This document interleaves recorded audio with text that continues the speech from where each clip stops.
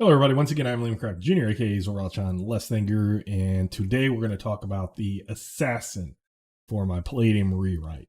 So, as before, attribute requirements are the same. I didn't change those.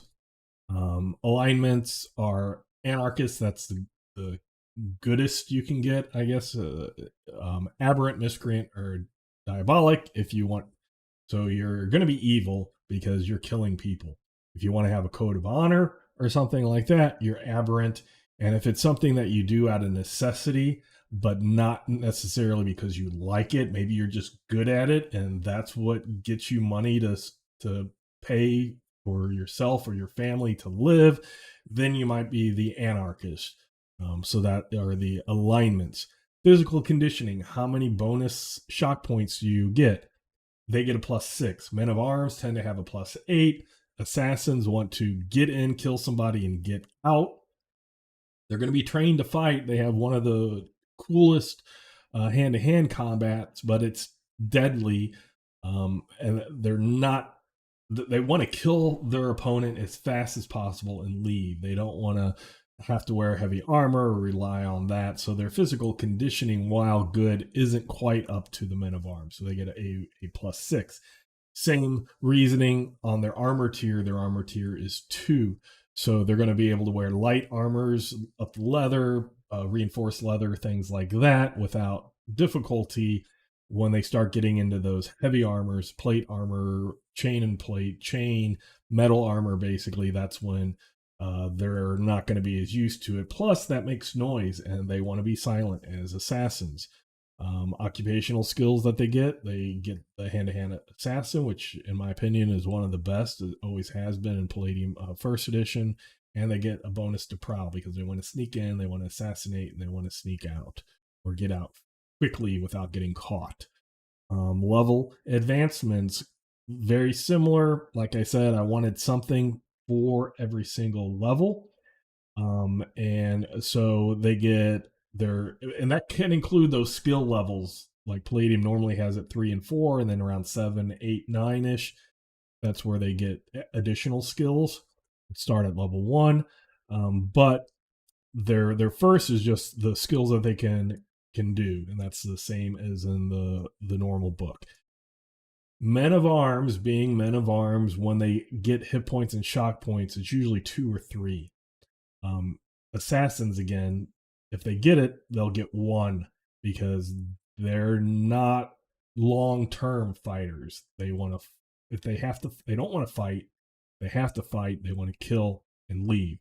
So they will get a little bit of help, but they're not in it for the long run.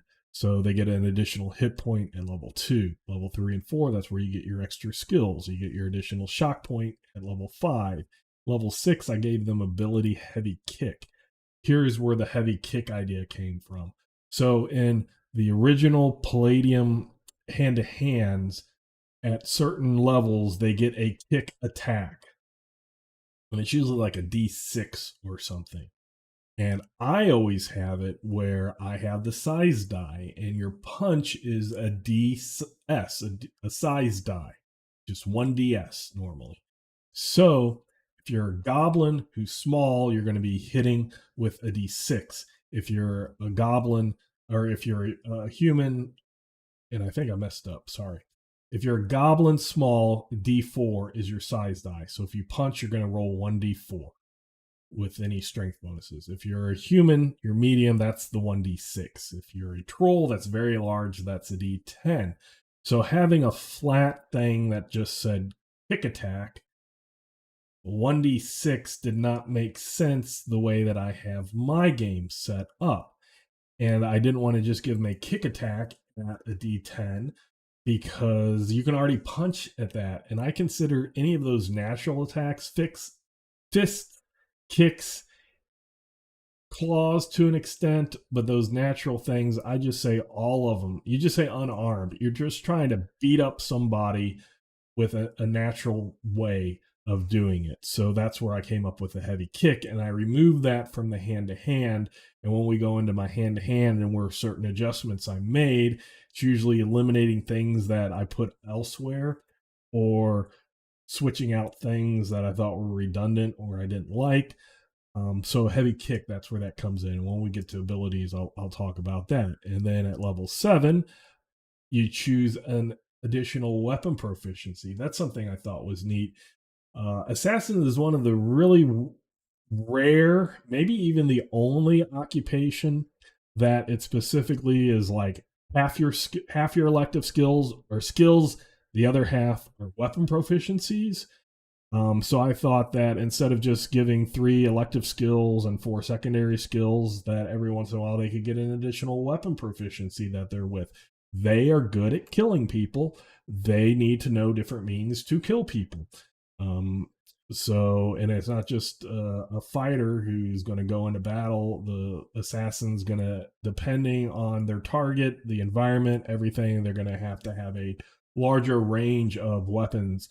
So that's what I gave them every once in a while. They like on level 7, they choose a weapon proficiency skill. At level 8, that's when they get their 3 elective, additional hit point at 9, secondary skills at 10, poison master at 11. That's something that I thought would be a good placement.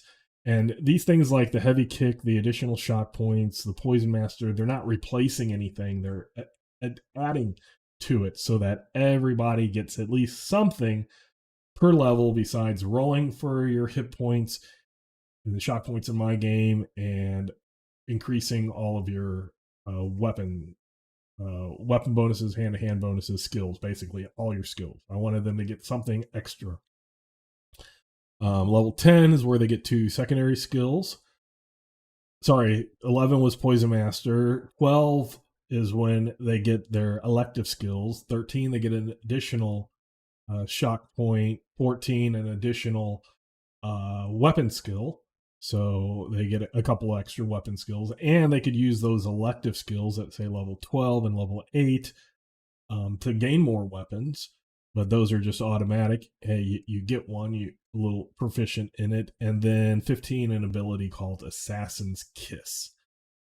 So elective skills, secondary skills are pretty much what they were with my when I condensed skills and got rid of redundant skills.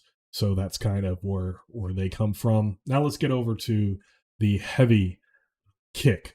So a kick attack, which can be used in any stance. So that's another thing. If they happen to be in a range stance or a thrown stance as an assassin, they can still do a kick. So if somebody gets close up and they're in a different stance, they can do a kick. And they do the next size die higher plus their PS and damage. So instead of it being that flat D6, if you were that goblin, had a D4, now you have a D6. If you're a medium human with a D6, now you have a D8. If you're that troll with a D10, now you have a D12. So you basically, your polyhedron size goes up. So I thought that would be a nice thing to make a kick mean something more than a punch for everybody else in the game, pretty much, who doesn't get heavy kick.